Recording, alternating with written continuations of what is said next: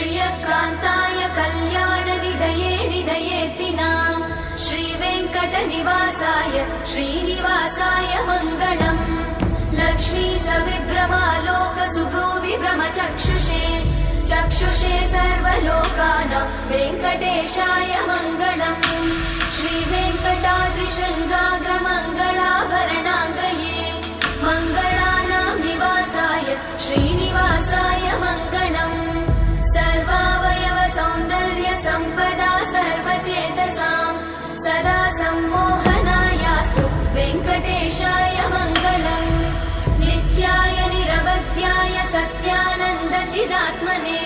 सर्वान्तरात्मने श्रीमद् वेङ्कटेशाय मङ्गलम् स्वतः सर्वविदे सर्वशक्तये सर्वशेषिने सुलभाय सुशीलाय वेङ्कटेशाय मङ्गलम्